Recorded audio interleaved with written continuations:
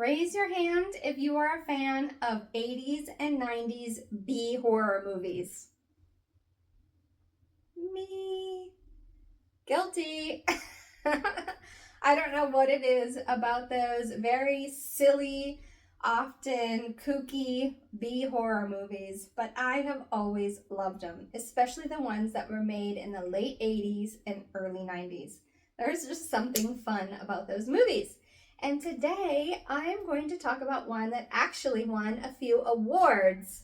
Obviously, they weren't the Academy Awards or anything like that, but this one did win some sci-fi awards because it is really good. It's just definitely a B movie. This one is called Man's Best Friend, and I gotta know if you've ever seen it. The basic premise is this reporter named Lori is going to this lab and she's going to report on all the animal abuses that are happening in there. They're doing splicing and just doing all kinds of work on animals for cosmetics and that sort of thing. Of course, that was a big subject back in the early 90s about animal cruelty and all that. She runs across this dog that was in the lab and she takes it home with her, not knowing that it is a genetically engineered dog and it is actually very dangerous. And all kinds of stuff ensues at that point. The list of animal splices that this dog has is quite hilarious. The movie has points in it that are supposed to make you laugh and parts that are kind of scary for a B horror movie as best they can be. Personally, I think dog attacks are scary to me. I don't know why, but I kind of have a fear of that sort of thing. It just freaks me out being in an animal's mouth. Ooh, I don't know. It freaks me out. But let me give you just a list of some of the things that it's been spliced with. It's got bear for strength. And this is a bull mastiff. No, not a bull mastiff. It's a English mastiff. So it's a huge, hairy dog. This thing is enormous. It's as big as a lorry is. So it's got bear for strength. It has anaconda, which is a fun one. It's got chameleon. Can you imagine what the chameleon is for? It's got jaguar, so it's got retractable claws. It's got owl for vision, and it's very smart, so I don't know where they got that splicing from, but it's a very intelligent dog. And it's got acid for pee. Right off the bat, when you just say all that, you'd think this is the goofiest, dumbest movie you've ever seen. But they really did do a good job making this movie. So Lori pays a woman that works at the lab to get into the lab to film her little report. And that woman doesn't even make it home that night because she runs into Max, who is this bioengineered dog. Well, Lori finds Max in this cage, all locked up. And Max is totally playing into the lost puppy vibes. He's just like, licking her face and being all sweet. Max knows what he's doing, and Lori falls for it. Well, the big scientist guy that made Max catches them, and they start running out.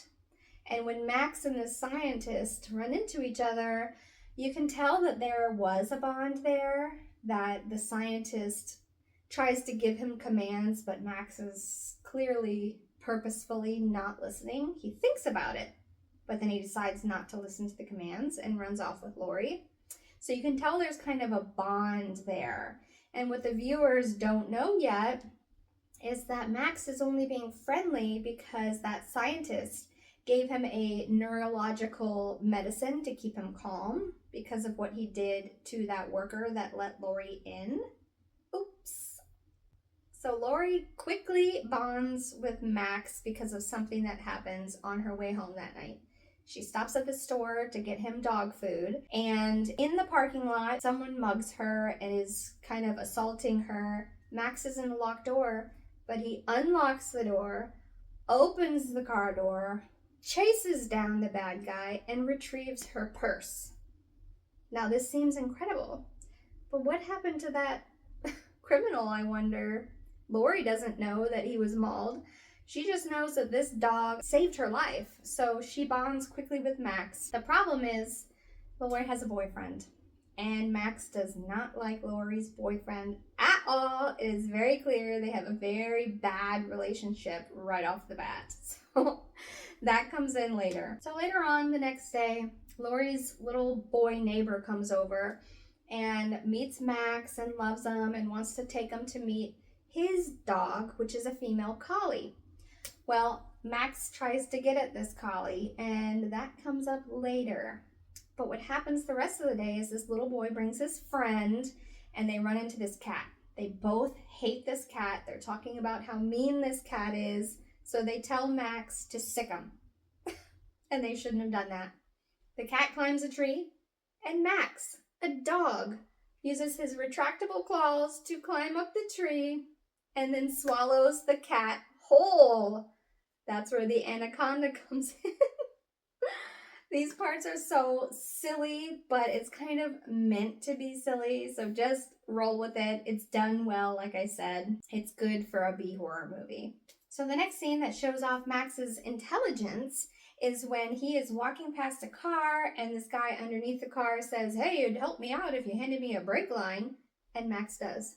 He literally grabs a brake line and hands it to the guy. But the next scene is where that comes in handy. The boyfriend just got brand new brake lines and he's driving down the road and his brakes fail. So when he gets to the shop, he's like, "I just replaced these. What's going on?" And he finds out they have been chewed through. And that's when he realizes that Max is literally trying to off him. A dog is trying to off him. So this relationship between them is very bad. Now at this point, Max's neurological drug that is supposed to keep him calm is kind of wearing off. And we kind of see what's happening. One of the ways is with a mailman. Now, everybody knows that dogs and mailmen do not get along. And Max really doesn't like this mailman. But he is used to dogs that don't like him. So he's got pepper spray in his waistband. But that ends up doing absolutely nothing to Max. And this mailman ends up under Lori's house, buried. At this point, the boyfriend knows that the dog tried to off him, so he tries to off Max by giving him poisoned ground beef. Max smells it and immediately knows, of course, that the boyfriend tried to kill him. So he chases off the boyfriend and then flushes the meat down the toilet, which is hilarious to see a dog do that. At this point, Lori knows that she can't keep Max. It's just too much. It's not good for her. It's not good for Max. The scientist from the lab is trying to get him back. It's just a whole thing. So she decides to drop him off at a junkyard.